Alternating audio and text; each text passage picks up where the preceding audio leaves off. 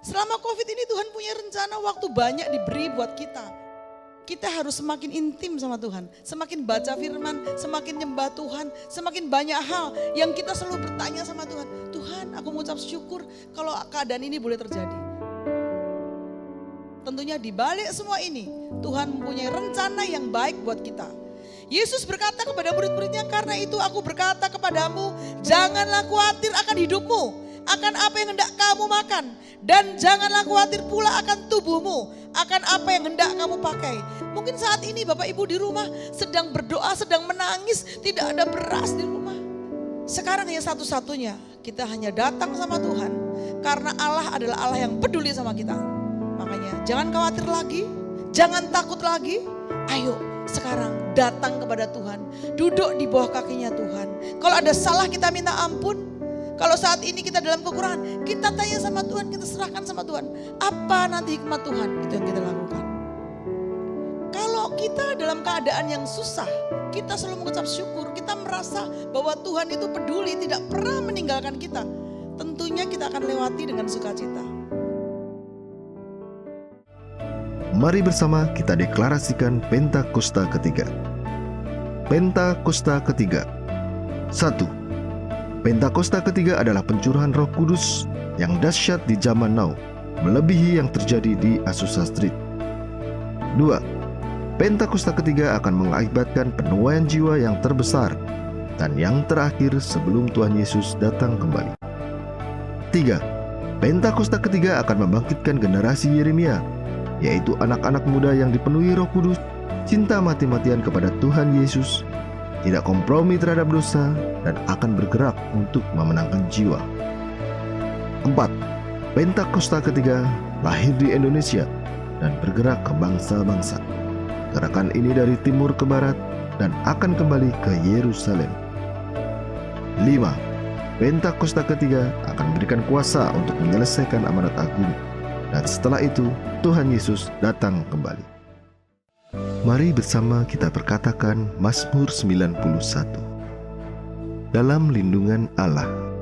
Orang yang duduk dalam lindungan yang maha tinggi dan bermalam dalam naungan yang maha kuasa akan berkata kepada Tuhan, tempat perlindunganku dan kubu pertahananku, Allahku yang kupercayai. Sungguh dialah yang akan melepaskan engkau dari jerat penangkap burung, dari penyakit sampar yang busuk. Dengan kepaknya ia akan menudungi engkau, di bawah sayapnya engkau akan berlindung. Kesetiaannya ialah perisai dan pagar tembok.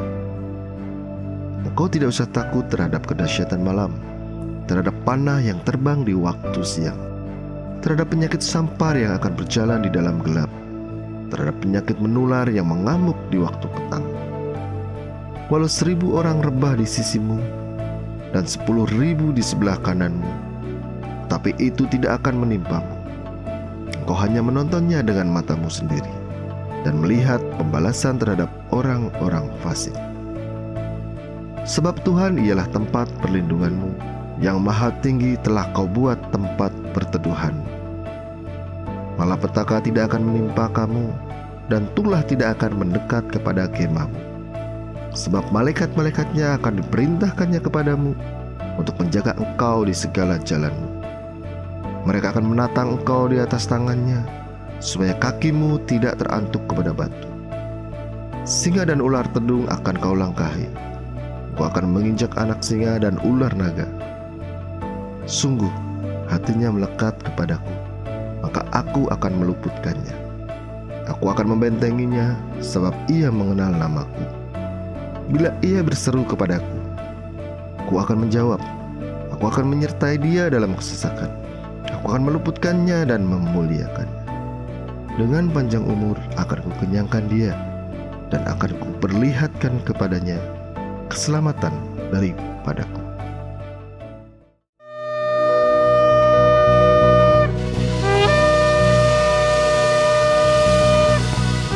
Boleh kita berikan tepuk tangan sorak-sorai buat Tuhan Yesus. Sorakan haleluya. Haleluya, puji nama Tuhan. Shalom Bapak Ibu Saudaraku yang terkasih di dalam nama Yesus. Apapun keadaan saudara pada saat ini, percaya saja dan tetap bersyukur di dalam Tuhan. Karena firman Tuhan berkata, bersukacitalah, bersyukurlah di dalam Tuhan. Untuk itu pagi hari ini, mari ambil sikap hati yang terbaik di hadapan Tuhan. Kita datang memuji menyembah Tuhan. Mari engkau yang percaya, boleh angkat tanganmu, kita berdoa. Oh rabasikira rabarara. Bapa yang baik, jika pagi hari ini kami ada, semuanya itu karena kebaikan Tuhan. Semuanya itu karena kemurahan Tuhan. Apapun keadaan kami Tuhan, kami percaya Tuhan selalu menolong kami. Tuhan selalu menuntun hidup kami. Bahkan di dalam lembah kekelaman sekalipun, kami tidak pernah takut. Karena kami punya Allah yang dahsyat. Karena kami punya Allah yang luar biasa di dalam nama Yesus.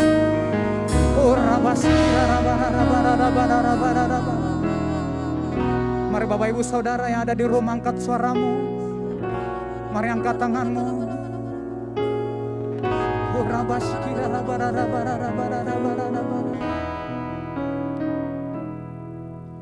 Di hadapan hadirat-Mu, ya Bapa, ku datang dengan penuh kerinduan. Di hadapan hadirat-Mu, ya Bapa, segala keangkuhanku hilang. Di hadapan hadirat-Mu, ya Bapa, ku datang dengan penuh kerinduan. Di hadapan hadirat-Mu, ya Bapa, segala keangkuhanku hilang. Ku sembahkan, ya Bapa, ku sembahkan, ya Tuhan.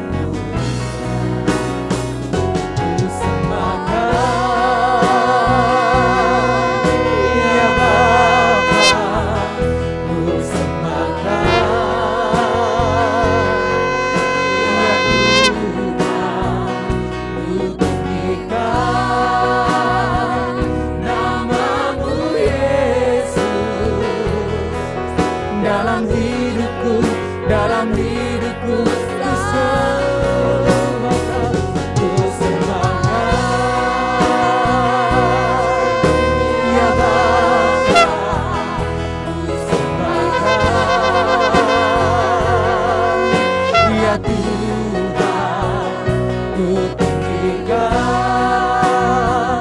namamu Yesus dalam hidupku selalu.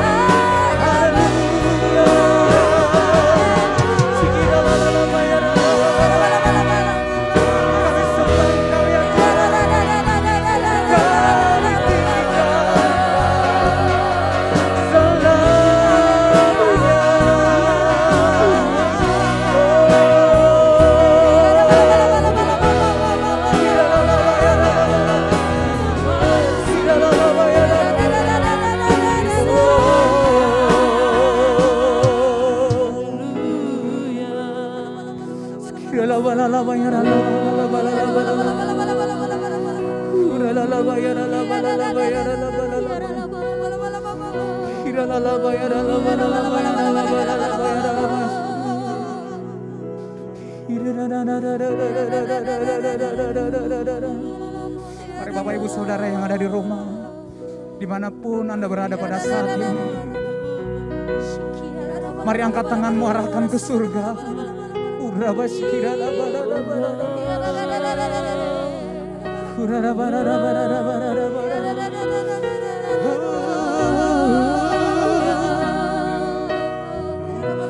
Kami sembah Engkau Tuhan, kami sembah, kami tinggikan Engkau ya Allah.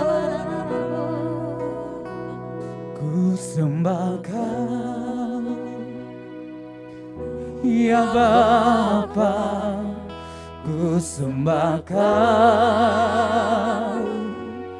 ya Tuhan, ku tinggikan namamu Yesus dalam hidupku selalu. Ku sembah Kau ya Bapa, ku sembah Kau ya Tuhan, ku tinggikan namamu Yesus dalam hidupku selalu.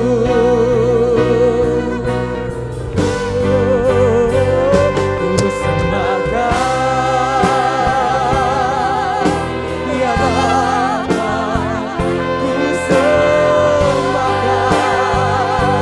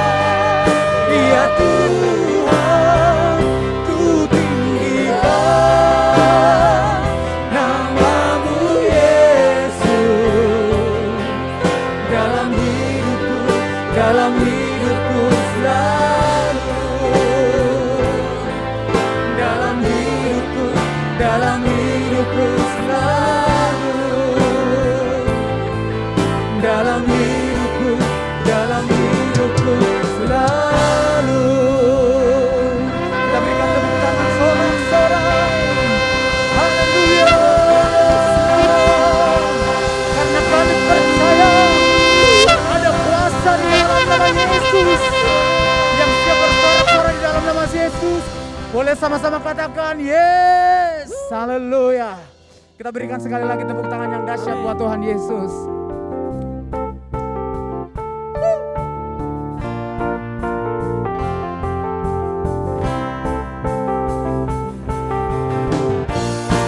Mari Bapak Ibu Saudara yang ada di rumah dimanapun Anda berada pada saat ini, kita bersorak-sorai di dalam nama Yesus. Kita tinggikan Dia karena ada kuasa di dalam namanya.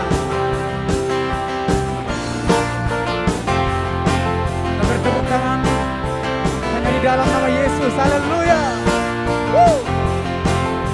Boleh sama-sama katakan. Namanya Tuhanku, menara yang teguh, kota benteng perlindunganku, Allah yang perkasa, Dia Bapa yang kekal.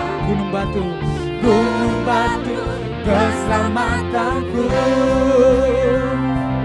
Engkau yang termulia di bumi di surga, termasuk perkasa selamanya.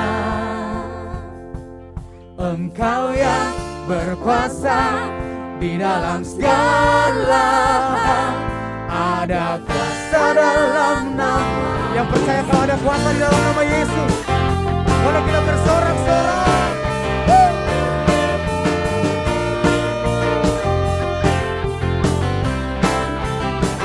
Namanya Tuhan, menara yang teguh, kota benteng perlindunganku,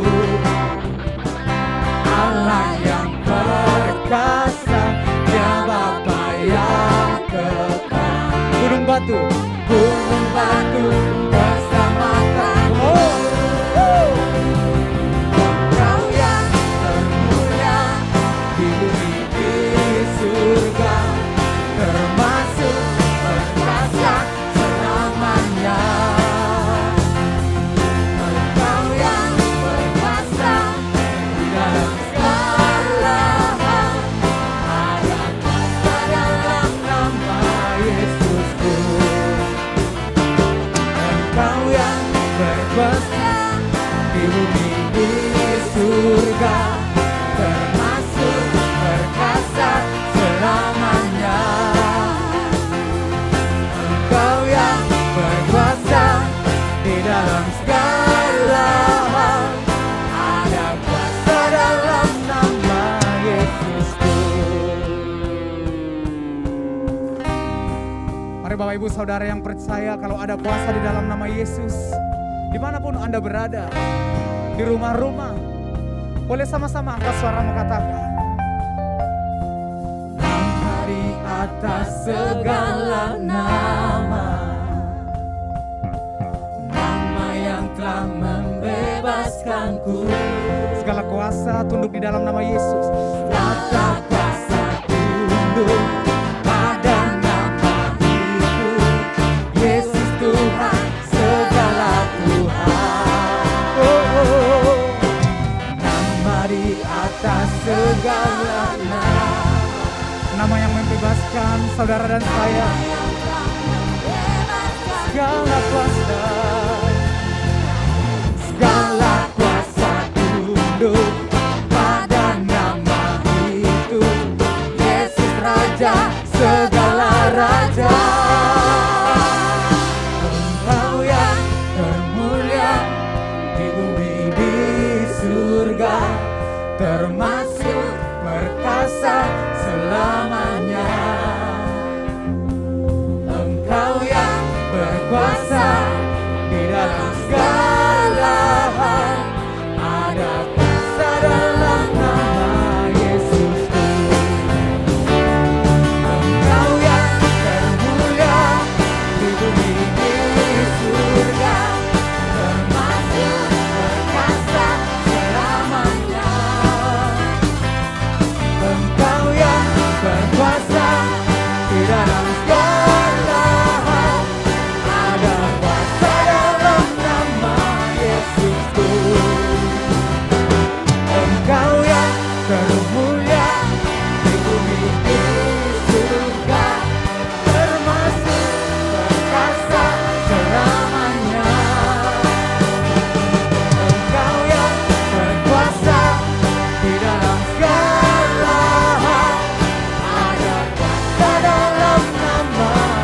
Yesusku.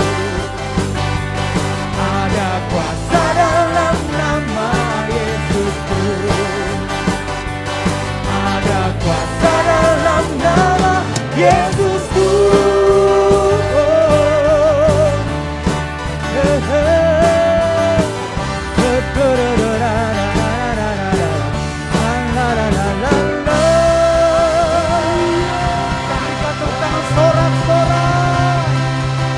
Kuasa di dalam nama Yesus. Haleluya. Mari kita buka hati kita kembali. Ora basikira rabararabarabara. Ora basikira rabararabarabara.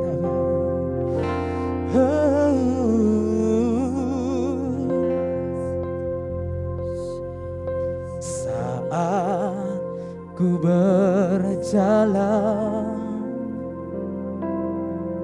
kasih-Mu menerangi langkahku.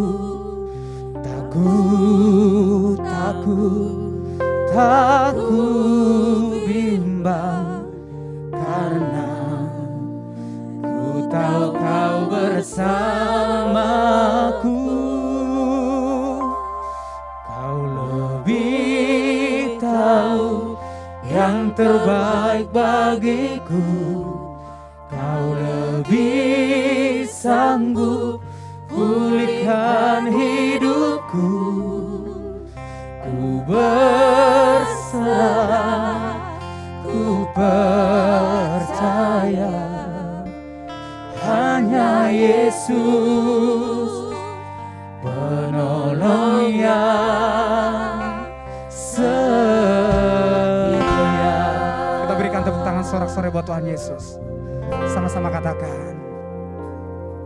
Saat ku berjalan, kasih-Mu Tuhan, kasih-Mu menerangi langkahku.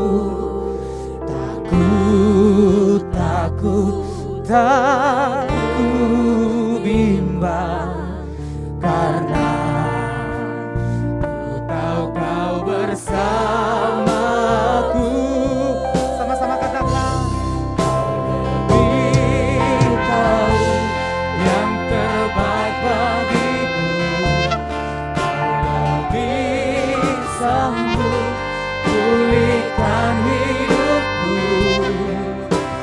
Berserah, ku percaya, hanya Yesus penolong yang setia. Apapun keadaanmu Bapak Ibu Saudara, bahkan di dalam lembah bayang-bayang maut sekalipun, Tuhan Yesus tetap setia. Tuhan Yesus tetap setia. Dulu, sekarang, bahkan sampai selama-lamanya. Untuk itu kamu yang percaya, mari arahkan tanganmu ke surga. Angkat suaramu, katakan. Kau lebih tahu yang terbaik bagiku. Kau lebih sanggup pulihkan hidupku. Ku berserah, ku percaya, hanya Yesus penolong yang sekali lagi katakan.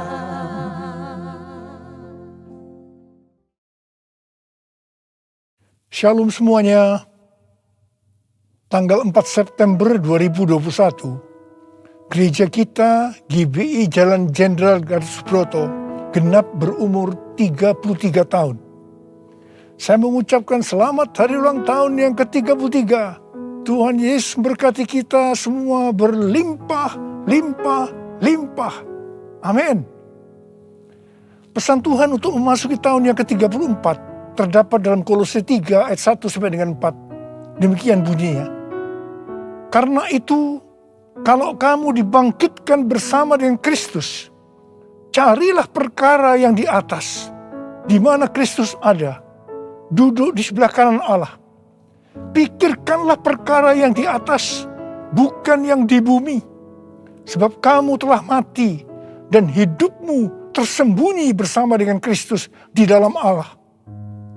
Apabila Kristus yang adalah hidup kita menyatakan diri kelak, kamu pun akan menyatakan diri bersama dengan Dia di dalam kemuliaan. Kita harus mencari dan memikirkan perkara-perkara di atas, bukan yang di bumi. Supaya pada waktu Tuhan Yesus menyatakan diri kelak, artinya pada waktu Tuhan Yesus datang untuk menjemput gerejanya, kita juga akan menyatakan diri bersama dengan Tuhan Yesus di dalam kemuliaannya. Yang artinya kita juga akan ikut dalam pengangkatan dan akan masuk surga. Memikirkan dan mencari perkara yang di atas, artinya kita harus menilai, mempertimbangkan, dan memikirkan segala sesuatu dari sudut pandangan kekekalan dan surga. Memikirkan dan mencari perkara yang di atas, artinya kita harus berpikir dan bertindak sesuai dengan pikiran dan tindakan Kristus. Ini kita lakukan karena kita ada bersama dengan Kristus. Kita akan terus melakukan dengan setia, karena Kristus adalah hidup kita, sampai kita bertemu dengan Dia dalam kemuliaannya, yaitu pada waktu Dia datang kembali untuk menjemput gerejanya.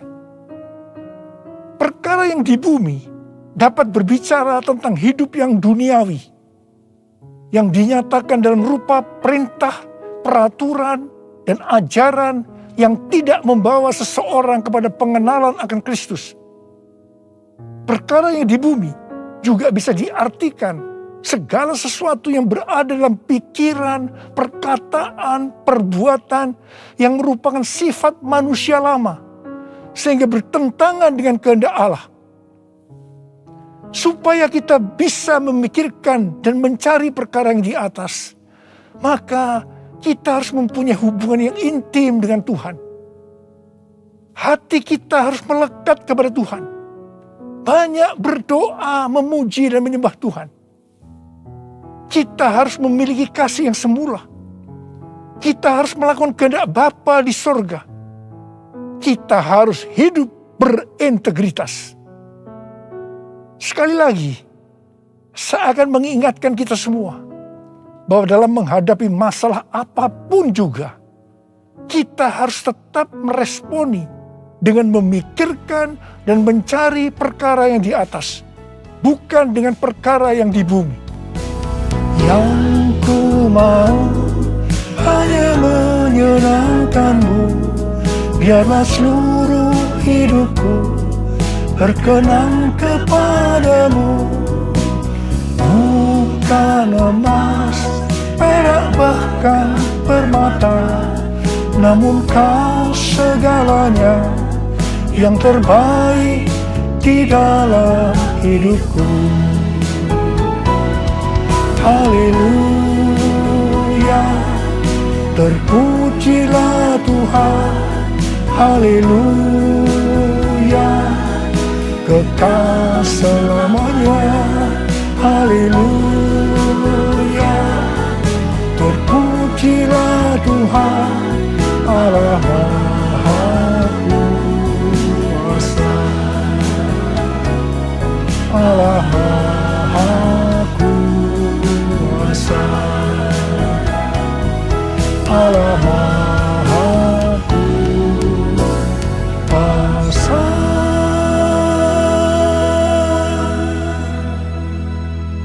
Tuhan Yesus berkata, kasihilah musuhmu dan berdoalah bagi mereka yang menganiaya kamu. Karena dengan demikian kamu adalah anak-anak Bapamu yang di sorga. Apabila kamu mengasihi orang yang mengasihi kamu, apakah upahmu? Bukankah pemungut cukai juga melakukan demikian? Dan apabila kamu hanya memberi salam kepada saudara-saudaramu saja, Bukankah orang yang tidak mengenal Allah juga melakukan hal yang seperti itu? Karena itu haruslah kamu sempurna, sama seperti Bapamu yang di sorga adalah sempurna. Kita tahu bahwa ini tidak mudah untuk dilakukan. Tapi bukan berarti tidak bisa. Kita pasti bisa melakukannya. Kita harus mengingat Amsal 4 ayat 23 yang berkata, jagalah hatimu dengan segala kewaspadaan, karena dari situlah terpancar kehidupan. Kita akan mengalami kehidupan kekal selama-lamanya jika hati kita mau mengampuni orang yang bersalah kepada kita. Tuhan Yesus mengajar dalam doa Bapa kami, ampunilah kami atas segala kesalahan kami, seperti kami juga mengampuni orang yang bersalah kepada kami. Kalau kita tidak mengampuni orang yang bersalah kepada kita, maka Tuhan juga tidak akan mengampuni kita. 1 Yohanes 3 ayat 14 dan 15 berkata, kita tahu bahwa kita sudah berpindah dari dalam maut ke dalam hidup, yaitu karena kita mengasihi saudara kita. Barang siapa tidak mengasihi, ia tetap di dalam maut. Setiap orang yang membenci saudaranya adalah seorang pembunuh manusia. Dan kamu tahu bahwa tidak ada seorang pembunuh yang tetap memiliki hidup yang kekal di dalam dirinya. Karena itu, mari kita harus mencari dan memikirkan perkara yang di atas, bukan yang di bumi. Haleluya, terpujilah Tuhan. Haleluya, kekal selamanya. Haleluya, terpujilah Tuhan Allah Maha Kuasa. Allah Maha Kuasa. Allah Maha Kuasa. Mazmur 15 ayat 1 berkata, Tuhan, siapa yang boleh menumpang dalam kemahmu? Siapa yang boleh diam di gunungmu yang kudus? Salah satu syaratnya terdapat dalam Mazmur 15 ayat 4c, yaitu mereka yang berpegang pada sumpah, walaupun rugi. Tuhan Yesus berkata, kalau ya, katakan ya. Kalau tidak, katakan tidak. Jadi kalau kita sudah berkata ya, artinya berjanji ya. Apapun yang akan terjadi, kita harus tetap ya, walaupun rugi. Terus terang saya banyak melihat orang-orang yang sudah berkata ya, tetapi begitu akan merugi, kadang-kadang seperti lupa kalau pernah berkata ya, dan mencari 1001 alasan bagaimana untuk ya berubah menjadi tidak, meskipun harus lewat proses hukum. Ini yang disebutkan perkara yang di bumi, bukan perkara yang di atas.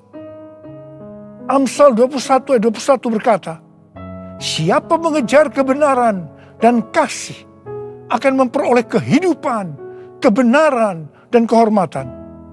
Karena itu, jadilah orang yang berintegritas, orang yang hidup tulus, jujur di hadapan Tuhan. Sucikan dan kuduskan hati ini untuk layak menghadap hadirat-Mu. Tubuh jiwa rohku ku serahkan padamu, ku menyembah-Mu. Tinggikan nama-Mu ya Tuhan, mulialah nama-Mu ya Tuhan. Tiada lain seperti Engkau ya Allahku, besar kuasa-Mu. Menurut kalender Ibrani, dari tanggal 6 September 2021 sampai dengan 26 September 2022, kita memasuki tahun 5782 yang disebut sebagai tahun P-Bet. P-Bet artinya 82. P adalah angka 80, menggambarkan mulut. Jadi masuk tahun P-Bet ini, kita diingatkan kembali tentang mulut. Bet atau huruf kedua dalam alfabet Ibrani digambarkan dengan sebuah tenda atau rumah atau tempat kediaman. Ada dua tempat tinggal dari umat manusia. Yang pertama di dunia. Yang kedua di sorga atau di neraka. Memasuki tahun P-Bet atau 82, kita diingatkan bahwa kita masih hidup dalam dunia ini. Tetapi segala apa yang kita lakukan, apa yang kita ucapkan, apa yang kita tuliskan dalam media sosial, bukan seperti cara-cara dunia, tetapi harus dengan cara surga. Microsoft merilis indeks keberadaban digital atau Digital Civility Index yang menunjukkan tingkat keberadaban pengguna internet atau netizen sepanjang tahun 2020. Hasilnya memprihatinkan karena menunjukkan tingkat keberadaban netizen Indonesia sangat rendah. Berdasarkan laporan survei dari 16.000 responden di 32 negara antara bulan April sampai Mei 2020. Ini menunjukkan Indonesia ada di peringkat ke-29 terburuk di Asia Tenggara. Saya percaya netizen ini termasuk di dalamnya orang-orang Kristen juga. Tuhan Yesus berkata dalam Matius 12 ayat 36 dan 37. Tetapi aku berkata kepadamu, setiap kata sia-sia yang diucapkan orang harus dipertanggungjawabkannya pada hari penghakiman. Karena menurut ucapanmu engkau dibenarkan, dan menurut ucapanmu pula engkau akan dihukum. Tuhan Yesus akan segera datang kembali. Mari, saya mengajak kita semua untuk berhati-hati dengan mulut kita. Juga dengan apa yang kita tuliskan di media sosial. Apakah itu hoax atau ujaran kebencian, supaya jangan kita dihukum. Amsal 21 ayat 23 berkata, siapa memelihara mulut dan lidahnya, memelihara diri daripada kesukaran. Karena itu, pikirkanlah dan carilah hal-hal yang di atas, di mana Kristus tinggal, bukan seperti yang di bumi. Mulutku penuh dengan pujian kepadamu ya Yesus Tuhan. Sepanjang hari ku beri penghormatan kepadamu ya Allahku. Mulutku penuh dengan pujian kepadamu ya Yesus Tuhan. Sepanjang hari ku beri penghormatan kepadamu ya Allahku. Sepanjang hari ku beri penghormatan kepadamu ya Allahku.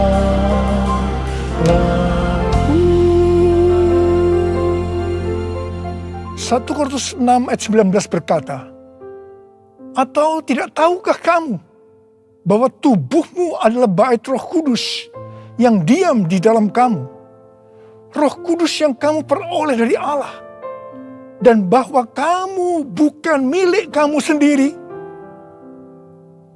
Roma 14 ayat 8 berkata, sebab jika kita hidup untuk Tuhan, dan jika kita mati untuk Tuhan. Jadi baik hidup atau mati, kita adalah milik Tuhan. Kita yang sudah dimeteraikan oleh Roh Kudus adalah milik Tuhan. Jadi kita hidup untuk Tuhan. Kita mati untuk Tuhan. Tuhan menghendaki agar kita menjadi serupa dengan gambarnya. Jadi dia harus makin besar dan kita harus semakin kecil. Biarlah orang melihat Kristus yang ada di dalam kita. Ada seorang hamba Tuhan dari Inggris yang bernama Smith Wigglesworth. Dia dikenal sebagai Rasul Iman. Dia dipakai oleh Tuhan dalam mujizat dan kesembuhan secara luar biasa. Dia tetap melayani Tuhan sampai akhir hidupnya. Pada waktu dia berumur 87 tahun. Tuhan pernah berkata kepadanya, Wigglesworth, aku akan membakar engkau sampai habis. Sampai tidak ada lagi Wigglesworth, hanya Yesus. Wigglesworth berdoa, ya Tuhan, lakukan itu. Saya tidak mau orang melihat saya lagi. Hanya Yesus. Menjadi seorang hamba Tuhan harus seperti ini. Juga harus seperti Yohanes Pembaptis yang berkata, ia harus makin besar, tetapi aku harus makin kecil. Karena itu hari-hari ini kita melihat baptisan api sedang turun, membakar habis keakuan kita, kedagingan kita, sehingga kita akan semakin kecil. Ia semakin besar. Waktu sebelum pandemi COVID-19, saya melihat perlombaan gereja-gereja untuk menjadi yang paling besar, paling terkenal.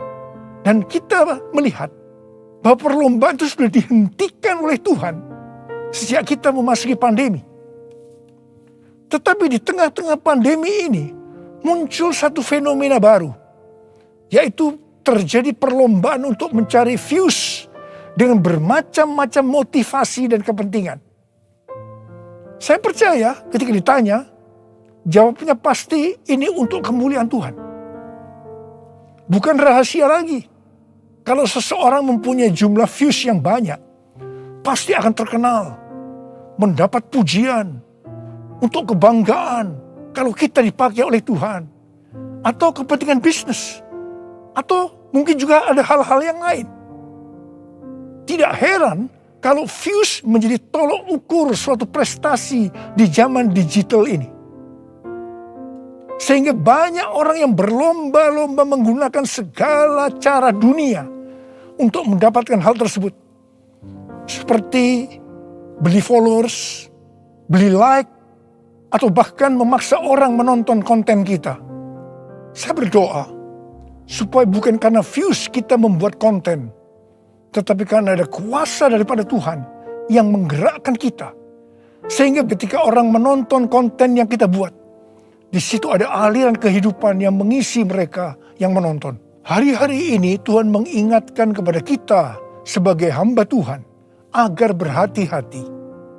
Kalau kita ingat bagaimana cara perlombaan gereja sebelum masa pandemi itu dihentikan oleh Tuhan, maka kita harus berhati-hati agar kita tidak mengulangi kesalahan yang sama. Saya mengajak agar kita introspeksi, memeriksa diri kita. Saya bertanya, kalau kita melihat views kita banyak, apakah kita benar-benar berkata, ini adalah untuk kemuliaan Tuhan? Atau kita berbangga hati karena ini dianggap ukuran Tuhan memakai kita? Tuhan Yesus mengingatkan kita dalam Lukas 6 ayat 26. Celakalah kamu jika semua orang memuji kamu. Karena secara demikian juga nenek moyang mereka telah memperlakukan nabi-nabi palsu. Tuhan Yesus mengingatkan kepada kita, kalau seseorang selalu ingin dipuji-puji, itu adalah nabi palsu. Tuhan mengingatkan kepada kita bahwa kita harus semakin kecil, Dia semakin besar. Kita harus semakin menjadi seperti gambarnya. Karena itu, Tuhan hari-hari menurunkan baptisan api, di mana itu akan membakar atau menghancurkan keakuan kita. Menjadi seperti Kau, Yesus, menjadi seperti Kau Yesus menjadi sempurna dalam seluruh hidupku, menjadi seperti Kau Yesus, menjadi seperti Kau Yesus, menjadi sempurna dalam seluruh hidupku.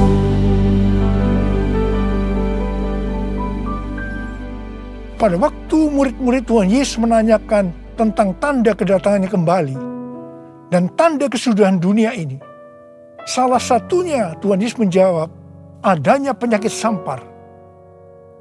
Pandemi COVID-19 ini bisa disebutkan sebagai penyakit sampar, sehingga pandemi ini merupakan salah satu tanda dari kedatangan Tuhan Yesus untuk kali yang kedua.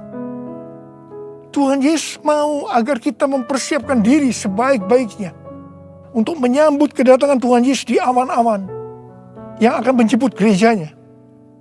Ini dapat diartikan bahwa kita harus mempersiapkan diri untuk ikut dalam pengangkatan.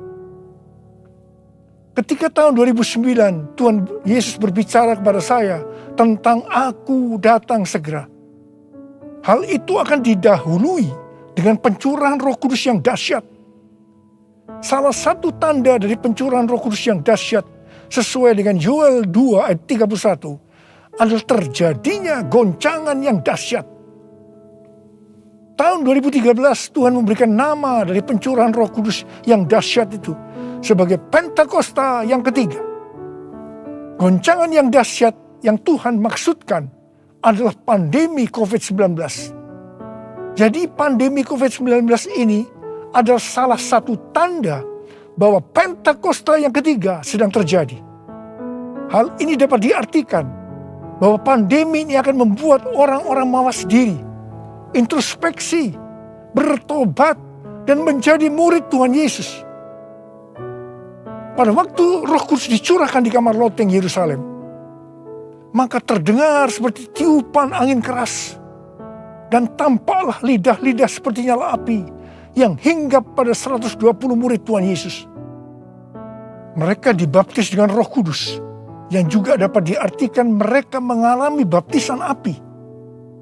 Hal seperti ini juga terjadi hari-hari ini. Pada Pentakosta ketiga, kita juga sedang mengalami baptisan api. Pandemi adalah salah satu wujud dari baptisan api. Saya terkesan dengan pidato Bapak Presiden Jokowi pada sidang tahunan 16 Agustus 2021 yang berkata, krisis, resesi, dan pandemi seperti api. Kalau bisa, kita hindari. Tetapi jika hal itu tetap terjadi, banyak hal yang bisa kita pelajari. Api memang membakar, tetapi juga menerangi. Kalau terkendali, dia menginspirasi dan memotivasi. Dia menyakitkan, tetapi sekaligus bisa menguatkan. Kita ingin pandemi ini menerangi kita untuk mawas diri, memperbaiki dan menguatkan diri kita dalam menghadapi tantangan untuk masa depan.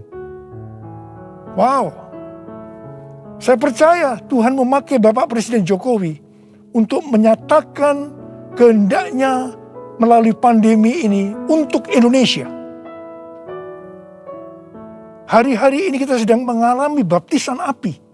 Tuhan sedang membersihkan gerejanya. Kita akan diubah oleh Tuhan. Dan melalui pandemi ini, saya percaya kita akan menjadi indah pada waktunya. Kalau ada di antara saudara yang karena pandemi ini atau karena masalah lain mengalami tekanan-tekanan seperti depresi, ketakutan, kebingungan, tidak tahu apa yang harus diperbuat, merasa kehilangan masa depan, Tuhan mengingatkan kita dalam 1 Korintus 10 ayat 13 bahwa pencobaan-pencobaan yang kamu alami ialah pencobaan-pencobaan biasa yang tidak melebihi kekuatan manusia. Sebab Allah setia. Dan karena itu, Ia tidak akan membiarkan kamu dicobai melampaui kekuatanmu. Pada waktu kamu dicobai, Ia akan memberikan kepadamu jalan keluar, sehingga kamu dapat menanggungnya. Tuhan Yesus itu baik. Dia sungguh baik dan sangat baik kepada kita semua. Tuhan Yesus merindukan pada saat Dia datang di awan-awan untuk menjemput gerejanya. Kita akan ikut dalam pengangkatan dan masuk sorga. Karena kita memikirkan dan mencari perkara-perkara yang di atas, di mana Kristus ada, duduk di sebelah kanan Allah Bapa. Holy, holy, are you Lord God Almighty? Worthy is the Lamb, worthy is the Lamb. You are holy, holy, are you Lord God Almighty? Worthy is the Lamb, worthy is the Lamb. Amen. Mari kita angkat tangan kita, berbahasa roh, saudara. Kita berbahasa roh. Oh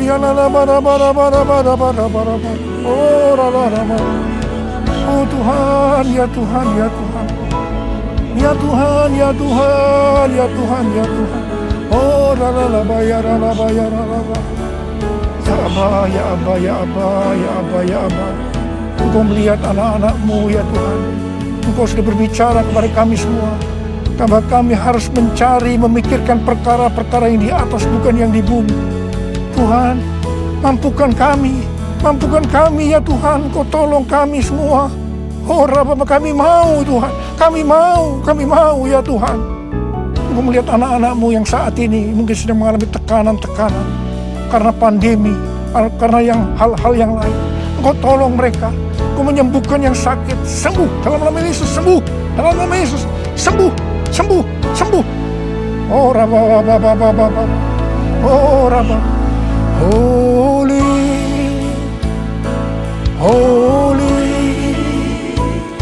are you Lord God Almighty? Worthy is the Lamb, worthy is the Lamb. You are holy, holy, are you Lord God Almighty? Worthy is the Lamb, worthy is the Lamb.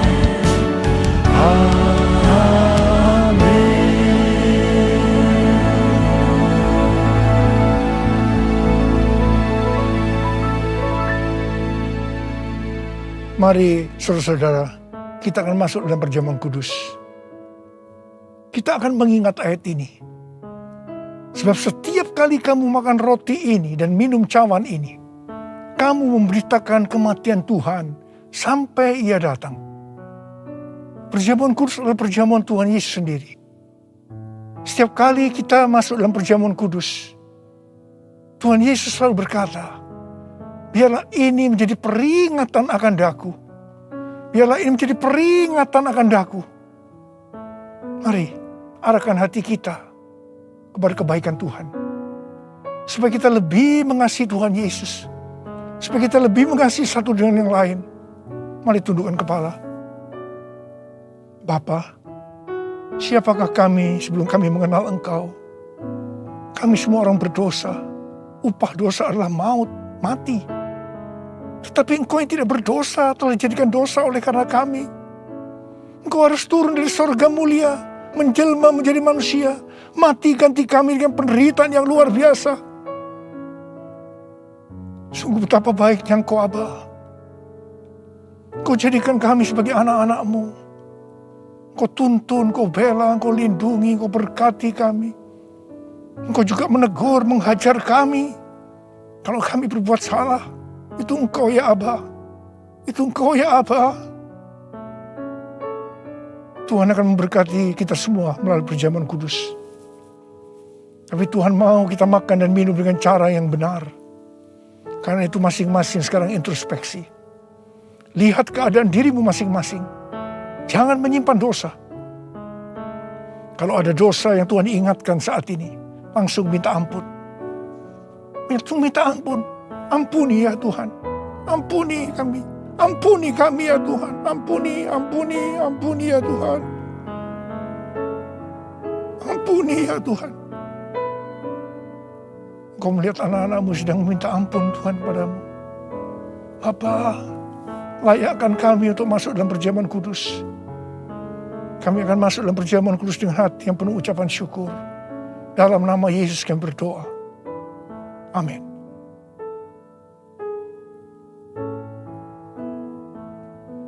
Sebab apa yang telah kuteruskan kepadamu, telah aku terima dari Tuhan. Yaitu bahwa Tuhan Yesus pada malam waktu ia diserahkan mengambil roti. Angkat roti di tangan kanan kita tinggi-tinggi.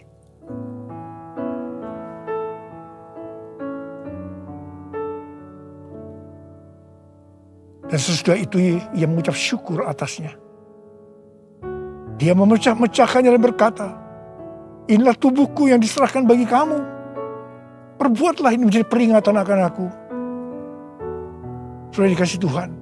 Bukankah roti yang kita pecah-pecahkan ini adalah persekutuan kita dengan tubuh Kristus. Mari kita makan dalam nama Yesus.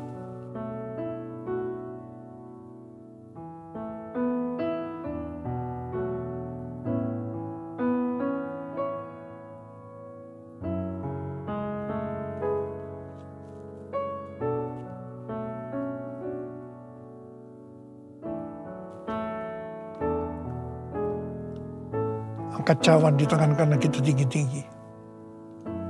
Demikian juga ia mengambil cawan sesudah makan lalu berkata, cawan ini adalah perjanjian baru yang dimeterkan oleh darahku. Perbuatlah ini setiap kali kamu meminumnya menjadi peringatan akan aku. Sudah dikasih Tuhan. Bukankah cawan pengucapan syukur yang atasnya kita ucapkan syukur adalah persekutuan kita dengan darah Yesus. Mari kita minum dalam nama Yesus.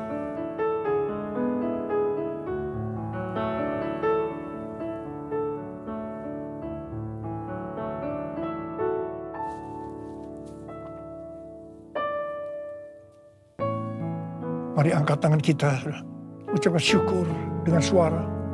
Jangan diam. Keluarkan suara. Ya Tuhan, terima kasih ya Tuhan.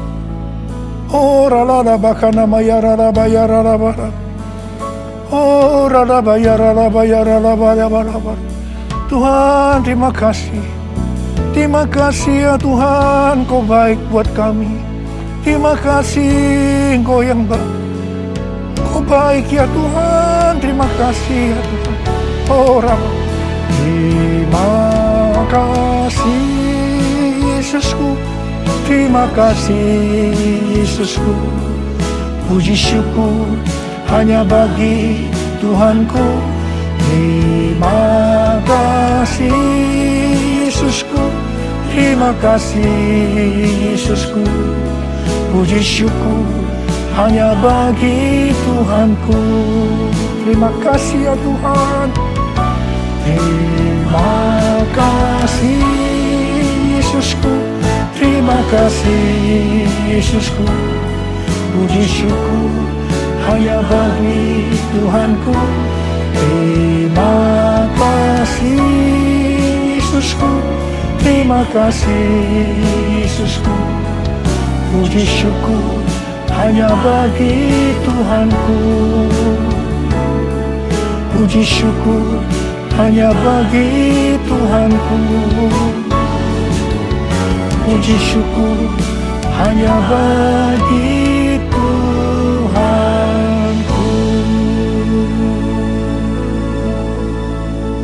Tuhan, berkati anak-anak-Mu semua. Dalam masa pandemi ini Kau tetap menjaga anak-anak-Mu ya Tuhan. Anak-anak-Mu sehat. Kalau hari ini ada yang terpapar, dalam nama Yesus sembuh. Dalam nama Yesus sembuh. Tidak ada yang berkekurangan. Semua dicukupkan. Malah berkelimpahan dalam hal yang baik.